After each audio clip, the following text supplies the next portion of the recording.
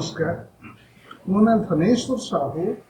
मु जने दर्शन विभाग अवसरप्राप्त अध्यापक।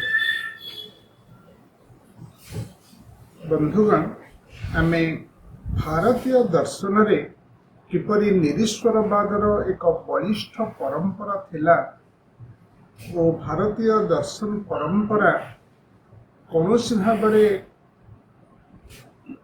ईश्वरवादर प्रसार करिनाही यही भावना नहीं आमे केते गुड़िए आलोचना करुछे। भारतीय दर्शन रे जो दुईटी धारा अच्छी, आस्तिक दर्शन और नास्तिक दर्शन। नास्तिक दर्शन परंपरा रे आमे बौद्ध दर्शन, जैन दर्शन और चार्वाक दर्शन को अंतर्भुक्त करिछे। तापरे आस्तिक दर्शन परंपरा रे आमे न्याय, वैशेषिक, सांख्य, योग, मीमांसा और वेदांत यही छटी दार्शनिक धारा को ऐतिहासिक माने अंतर्भुक्त करिछन्ति। तेबे आस्तिक और नास्तिक शब्द एक वैषयिक अर्थ रे व्यवहृत हुए। से वैषयिक अर्थटी होछि वेदर प्रामाणिकता को ग्रहण करिबा बा न करिबा। जो दार्शनिक सिस्टम माने वेदर प्रामाणिकता को ग्रहण करती से मानक आस्तिक दर्शन कहती। और जो माने जो दार्शनिक परंपरा वेदर सार्वभौमत्व को ग्रहण करती नहीं से मानक नास्तिक दर्शन कहा जाए। नास्तिक दर्शन रे हो बा आस्तिक दर्शन रे हो ईश्वर संपर्कित चर्चा मध्य देखा मिले भारतीय दर्शन परंपरा रे। तेबे नास्तिक दर्शन परंपरा रे विशेष करी बौद्ध दर्शन, जैन दर्शन और चार्वाक दर्शन रे कौनसी ईश्वर प्रति संपर्क रे आलोचना देखा मिले नहीं। जेतेबेले आमे आस्तिक दर्शन परंपरा को आसुचे सेतेबेले आमे मध्य देखिबा जे आस्तिक परंपरार अनेक दार्शनिक सिस्टम रे मध्य ईश्वर विश्वास नाही बा ईश्वर को अणा जाई नाही।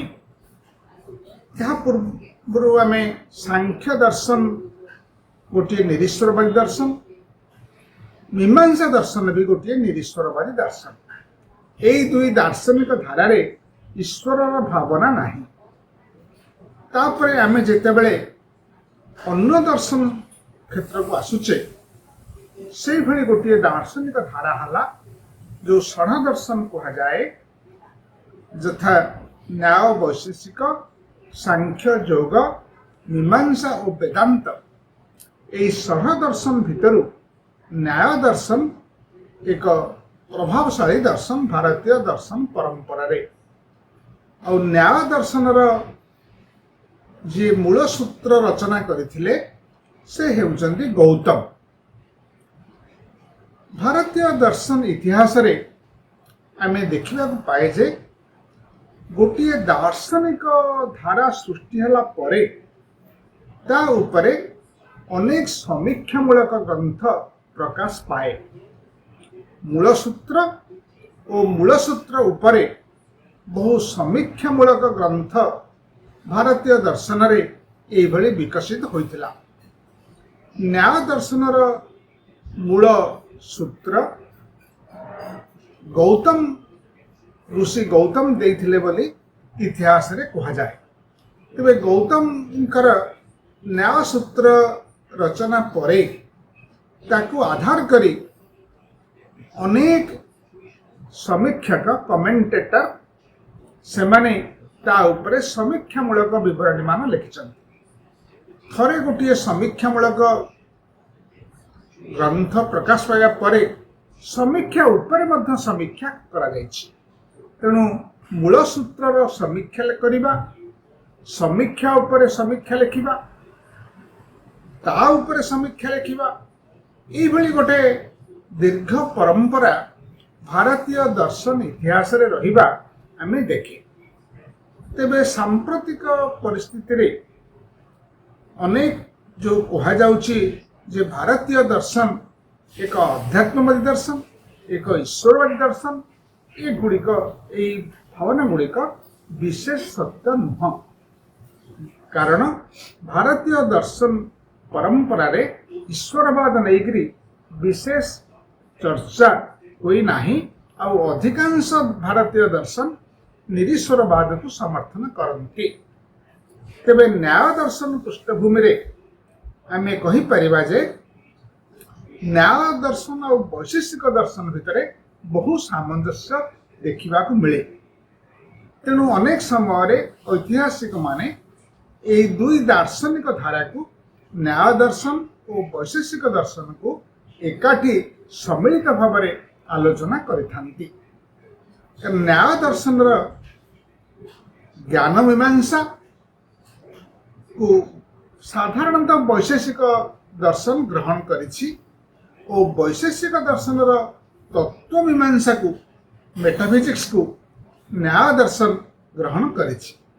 तेणु न्याय दर्शन और वैशेषिक दर्शन भितर केतेक सामान्य पार्थक्य सत्वे अनेक मौलिक सामंजस्य रही।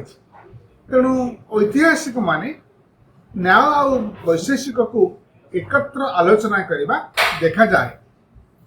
न्याय दर्शन मुख्यतः ज्ञान मीमांसा को प्राधान्य देछि।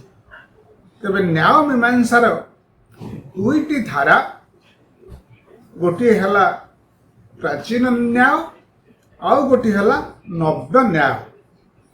यही भली न्याय दर्शन दुईटी धारा रे विकसित होइतिला। प्राचीन न्याय हो बा नव्य न्याय हो, ए प्रत्येक क्षेत्र रे तत्व मीमांसा परिवर्ते ज्ञान मीमांसा को और तर्कशास्त्र को बहु प्राधान्य दिया जाइछि। तेणु तर्कशास्त्र भावना बा तर्कशास्त्र संबंधी विश्लेषण अधिक न्याय परिसर रे होइतिबा मने करा जाए। तेबे न्याय दर्शन रे तार जो ज्ञान मीमांसा अच्छी से क्षेत्र में प्रत्यक्ष अनुमान शब्द प्रमाण और उपमान को ज्ञानर मौलिक आधार भाव में निया जाए। आमर जेते जेते ज्ञान सभ्यतार विकसित होइछि बा मनीष जानिबा को समर्थ ता चारोटी आधार रु सोर्स रु आसी थाए बोली नैयायिक मैंने विश्वास करिछन्ति। गोटे हला प्रत्यक्ष, जहाँ आमे आमर इंद्रिय साहाय्य रे पर्यवेक्षण और परीक्षण माध्यम रे जानू। जहाँ पर्यवेक्षण और परीक्षण माध्यम रे आमे प्राप्त होई थाए ताहाको आमे प्रत्यक्ष ज्ञान कहू। से भली अनुमान को आउ गोटे ज्ञानर आधार भाव में ग्रहण करा जाइछि। आमे अनेक कथा अनुशीलन करी अनुमान करू।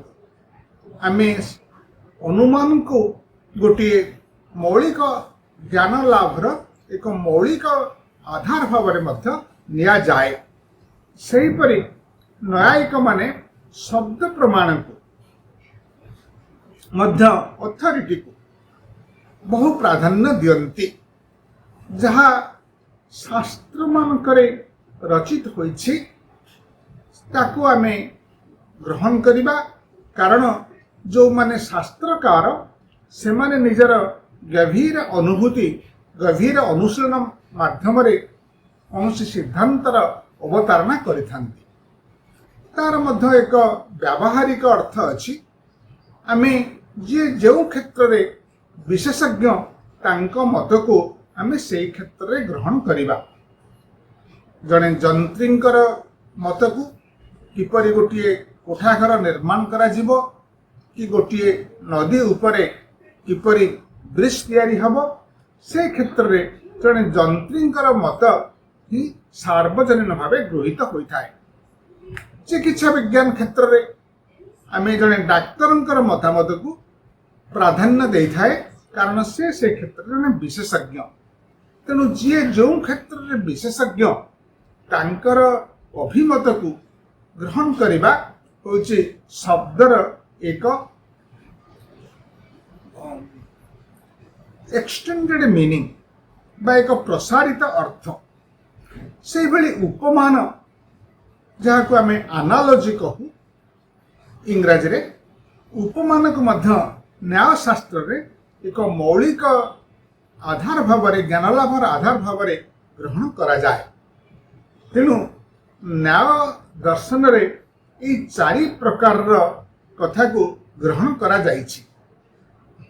एवं वर्तमान प्रश्न होछि न्यायिक माने कौन से ईश्वरंकर अस्तित्व को स्वीकार करती कि?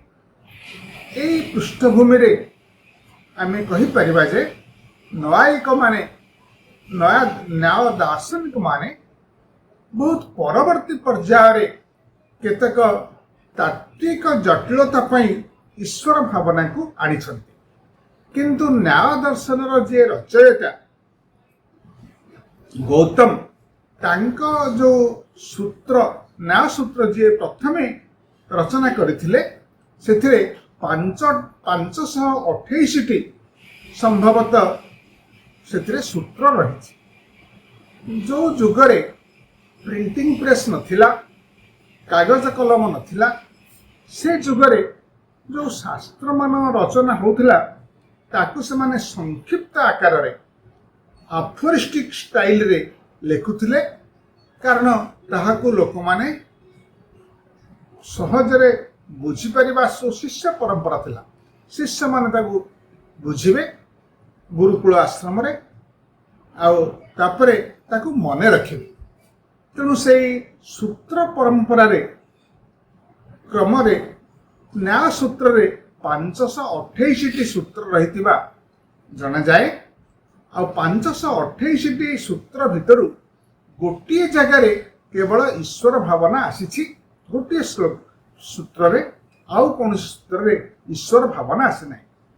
पुणी ताहा आसी जे ईश्वर कौन कर्मर फल निजे दियंती ना कर्मरु स्वतः फल सृष्टि हुए।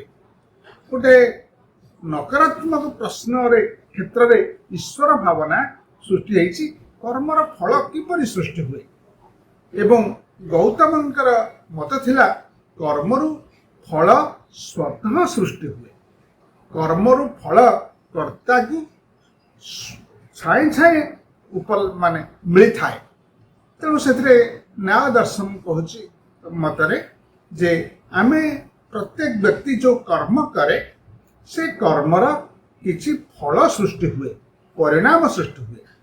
तेबे से परिणाम कर्ता को भोग करने हुए, ए जन्म रे हो बा आगामी जन्म मानकरे हो। ये भारतीय आस्तिक दर्शन परंपरार एक मौलिक सिद्धांत जे प्रत्येक व्यक्ति जहाँ कर्म करती से ही कर्मर परिणाम आसे, और से परिणाम को कर्ता को भोग करने को हुए।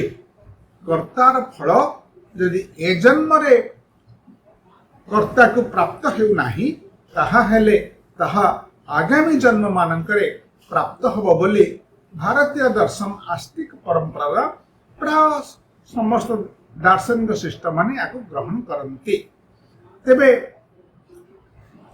कारण ए क्षेत्र रे आत्मार अस्तित्व अछि, आत्मा मृत्यु पर रहे, आत्मा पुनर्जन्म निये, यही सब भावना गुड़िक केवल तात्विक सिद्धांत भाव विश्वास भाव दर्शन परंपरा रे ग्रहण करा जाए।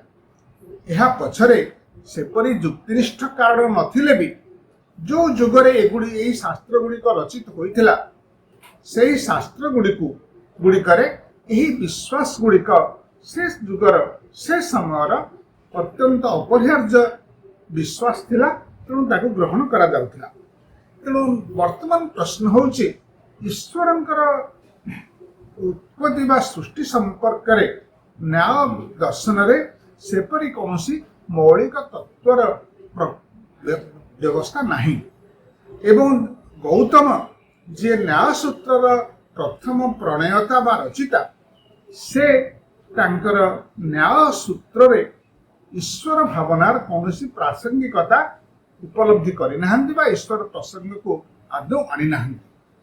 परवर्ती समय ईश्वर जो कमेंटेटर्स माने समीक्षक माने न्याय सूत्र रे कमेंटारी मान लिखिचंती से माने ताहा न्याय दर्शन रे जो मौलिक तत्व गुड़ी को ग्रहण करा जायछि से क्षेत्र रे आमे देखिबा जे से माने केतेक वस्तु को अति मौलिक भाव में ग्रहण करिसंती। जेपरि कहिले वस्तु मानकर परमाणु से गुड़िक होउछि मौलिक एवं विशेषकर यही प्रसंगटी वैशेषिक दर्शन रे विशद आलोचना होइछि। आउ से वैशेषिक दर्शन रे जो मौलिक आधार वस्तु गुड़िक कथा कह जाइछि पदार्थ गुड़िक कथा पदार्थर जो परिकल्पना अछि एवं से क्षेत्र रे पदार्थर भावनारू जो कथा आसीछि जे केतक वस्तु जेपरि पंचभूत क्षिति जल अग्नि वायु और आकाश बा इथर ए माने हेले पंचभूत। एई पंचभूत सहित आउ केतेटी भावना को से माने संयोग करिछन्ति मध्य जेपरि देश जहाँ को आमे स्पेस कहिबा काल जहाँ को आमे टाइम कहिबा आकाश आत्मा मन ए गुड़ी को मध्य पंच महाभूत सहित मन आत्मा देश और काल ये भली 9टी मौलिक सत्ता मौलिक वस्तु को नया एकरे ग्रहण करा जायछि। पृथ्वीर 9टी मौलिक सत्ता रही बोली नया एक माने मत देछन। से मौलिक सत्ता गुड़िक भितरे आसुची पंच महाभूत जहाँ को आमे क्षिति तेज अप मरुत व्योम कही थाउ अर्थात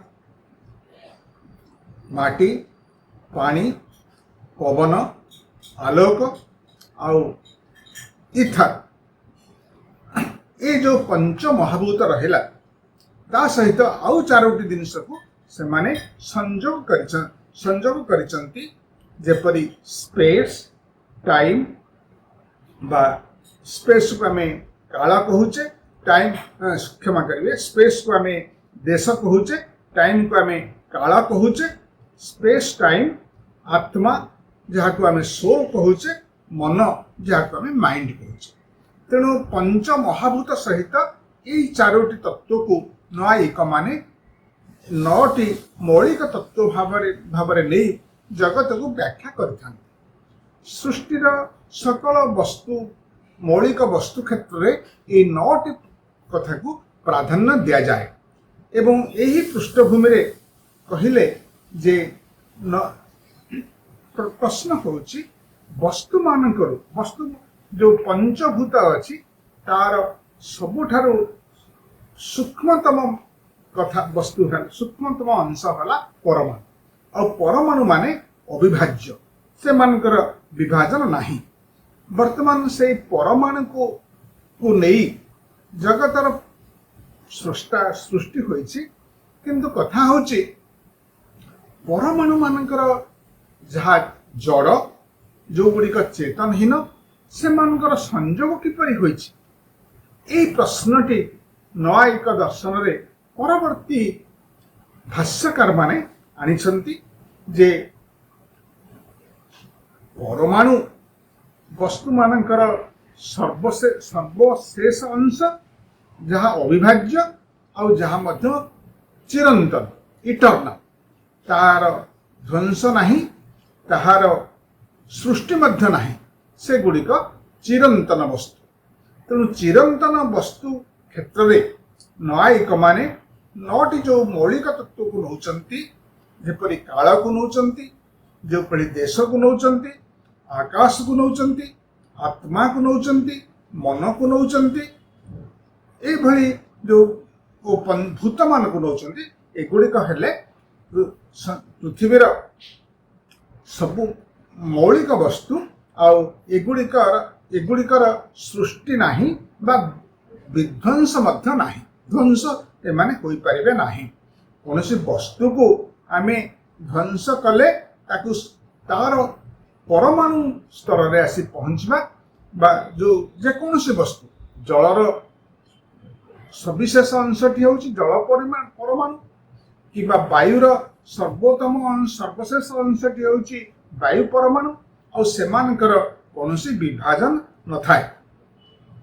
तेबे प्रश्न होची परमाणु माने को किपरि संयोग करागला परमाणु मानकर संयोग रे यदि जगत उत्पत्ति होईची ताहले प्रश्न आसिला परमाणु माने तो जड़ और परमाणु माने तो परस्पर भितरे संयोजित होई परिबे नहीं तेणु परमाणु मानकर संयोजन प्रक्रिया को ईश्वर ही समापन करिसंती एई भावना उदयन बोली परवर्ती पर्यायर जने न्यायिक न्याय दर्शनर कमेंटेटर समीक्षक से भावना देले तांका मतटी आसिला जे परमाणु गुड़िक जेहेतु अविभाज्य एवं शाश्वत चिरंतन जो गुड़िकर ध्वंस नाही विलय नाही तेबे सेही परमाणु को किपरि संयोग करागला परमाणुर संयोग पई जने ईश्वरंकर आवश्यकता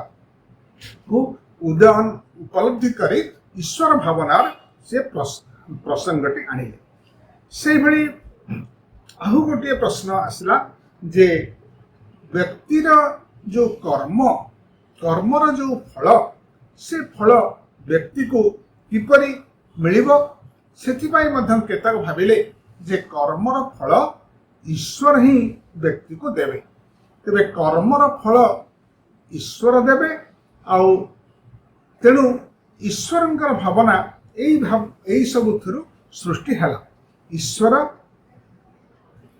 को भावना जेते बेले आसिला सेते बेले सेठो ईश्वरंकर आवश्यकता बा उपयोगिता और ईश्वर तत्व को नहीं अनेक चर्चा गोटे दार्शनिक परंपरा रे आरंभ हैला जगतर सृष्टि क्षेत्र रे ईश्वरंकर आवश्यकता पड़िला तेबे ईश्वर जगतर को कारण एवं न्यायिकंक मतरे परवर्ती न्यायिकंक मतरे ईश्वर होचंती जगतर निमित्त कारण उपादान कारण नुहंती उपादान कारण और निमित्त कारण दुईटी पृथक प्रत्यय जहाँ भारतीय दर्शन रे आलोचित होईछि भारतीय दर्शन कहीं सब अधिकांश दर्शन रे आलोचना जे उपादान कारण कौन ना गोटे उदाहरण नियंतु जेपरि गोटे कलसी कलसीटी कौथरु निर्मित होईछि माटीरु निर्मित होईछि तेबे कलसीटी माटीरु हबा हला कलसीर उपादान कारण किंतु जे कलसीटी को निर्माण करिसंती कलसीटी को माटीरु जे कुंभकार सी हेले तार एफिशिएंट कॉज जहाँ को आम इंग्राजी रे कहूचे सी हेले एफिशिएंट कॉज निमित्त कारण तेणु उपादान कारण जो थिरु गोटे वस्तु सृष्टि हुए ताला उपादान कारण एवं जी सृष्टि करती जी ताकू सृष्टि करती सी हेले तार निमित्त कारण जेपरि कलसी क्षेत्र रे हला बा धरंतु आमे गोटे सुनार मुदीटे कहबा सुनार मुदीटी केउथरु निर्मित होईछि सुनारु निर्मित होईछि तेणु सुना मुदीर उपादान कारण हला सुना किंतु तार निमित्त कारण होछि जने स्वर्णकार निजर बुद्धि प्रयोग करिकरी निजर कला प्रयोग करिकरी सुना मुदीटी प्रस्तुत करुछन्ति तेणु निमित्त कारण हला गोटे जी गोटे वस्तु अच्छी से वस्तुर अन्न कथा जी सृष्टि करि पारुछन्ति से हेले निमित्त कारण तेणु ईश्वर होचन्ति जगतर उपादान कारण नुह ईश्वर होचन्ति जगतर निमित्त कारण वस्तु मानकर जो परमाणु मान को नहीं ईश्वर जगत को सृष्टि करिसन्ति भावना परवर्ती पर्यायर न्याय आसिला तापरे जेतेबेले थरे गोटे विश्वास व भावना दर्शन स्तर को आसवा पृष्ठभूमि से तार विभिन्न प्रसंग तेणु ईश्वर को न्याय परवर्ती न्यायिक माने जगतर निमित्त कारण भाव ग्रहण कर थरे ईश्वर भावना गोटे दार्शनिक सिस्टम को आसवा परे दार्शनिक विचार क्षेत्र को आसवा परे ईश्वर स्वरूप ईश्वर कौन करती ईश्वर विषय नाना कल्पना प्रकाश पाई से न्याय शास्त्र दर्शन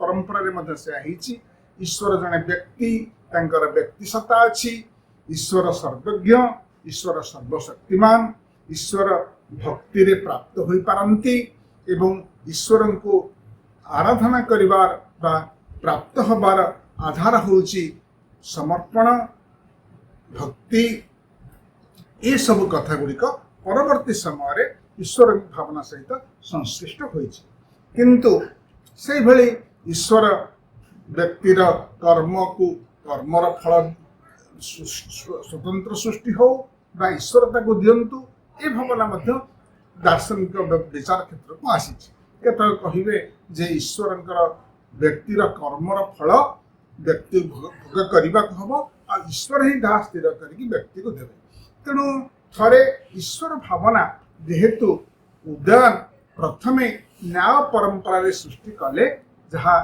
न्यायर मूल सूत्र नथिला ताकू कला परे सेठु ईश्वरंकर स्वरूप उपर विभिन्न कथा आलोचना प्रसंग को आसिला एवं ईश्वरंकर अस्तित्व लेकरी विभिन्न युक्तिर मध्य आरंभ करागला एवं ईश्वर जे वेदर स्रष्टा होचंती ईश्वर कारण वेदर ज्ञान अभ्रांत चिरंतन जेतेबेले जेहेतु न्याय दर्शन थिला एक ईश्वर व एक आस्तिक दर्शन तेणु से कहगला जे वेदर ज्ञान जहाँ वेद शास्त्र रही शाश्वत ज्ञान ता चिरंतन ज्ञान ता केवे उन्नत हो पारिबो नाही तेबे से ज्ञान कहाठु आसीबो कौन व्यक्ति से ज्ञान को देवाई संभव नुह तेणु वैदिक ज्ञान हूँ ईश्वरीय ज्ञान ये भावना मध्य न्याय शास्त्र दार्शनिक परवर्ती दार्शनिक माने प्रकाश कले तेणु ये कहवा गले न्याय शास्त्र न्याय दार्शनिक परंपरा रे ईश्वर भावना गोटे बलिष्ठ आकार धारा धारे धीरे धीरे ग्रहण कला जदिबा ईश्वर भावना मूल सूत्र रे नहीं कहले अत्युक्ति हेब नाही आ थरे ईश्वर भावना न्याय सूत्र को आसला परे ता उपरे विभिन्न युक्ति ईश्वरंकर अस्तित्व नहीं ईश्वरंकर भावना नहीं ईश्वरंकर सहित नैतिकता को संश्लिष्ट करागला किंतु बहुत समालोचना से भली तार मध्य बहुत समालोचना प्रकाश पाइला यदि ईश्वर जगतर मात्र निमित्त कारण ताहले उपादान गुड़िक कौठु आसला उपादान जदि उपादान गुड़िक कहवा जे सेगुड़िक मध्य रही ईश्वर सहित ताहले सेगुड़िक ईश्वरंकर सीमितता को प्रदर्शन करू नहीं कि यदि ईश्वर जो भली नित्य से भली जदि परमाणु गुड़िक नित्य आत्मा जदि नित्य मन जदि नित्य ताहले सेगुड़िक ईश्वरंकर नित्यत्व को सेमाने आह्वान करू नाहंती कि ए प्रकार युक्ति आसला पुणी कहगला वेद शास्त्र रे जहाँ कहुई ताहा अभ्रांत ताहा चिरंतन एठी गोटे चक्रक दोष सृष्टि होची जो ज्ञान अभ्रांत ताहा वेद रे अछि आ वेद को ईश्वर सृष्टि करिसंती ईश्वरीय ज्ञान होची ईश्वरीय ज्ञान वेद रे अछि आ वेद आमे ईश्वर ज्ञान कोठु पाउछु ना वेद रु पाउछु तेणु यही जो चक्रक दोष सर्कुलर फलासी आसुछि जे जो ज्ञान वेद रे अछि ताहा ईश्वर देइचंती एवं ईश्वर भावनाटी आमे वेद रु पाउछु ईश्वर भावनाटी वेद रु पाउछु ओ वेद होउछि ईश्वरीय ज्ञान एई भली तेणु वेद और ईश्वर भितर जो संबंध को लेकर गोटे सर्कुलर फैलासी सृष्टि होची गुड़िए तर्क वितर्क न्याय दर्शन परंपरा रे सृष्टि हला तेणु किंतु कहवाक गले न्याय सूत्र जितेबले प्रथमे गौतम ऋषि प्रणयन करथिले सिथिरे से ईश्वर भावनार कौनसी प्राधान्य रखि नथिले किंतु भारतीय दर्शन परंपरा रे न्याय सूत्र जदि बा एक प्राचीन सिस्टम बा प्राचीन दार्शनिक धारा सिथिरे ईश्वर विश्वास न रहिबा एक कौतूहलर विषय तेणु तेबे परवर्ती पर्यायर न्यायिक माने ईश्वर भावना को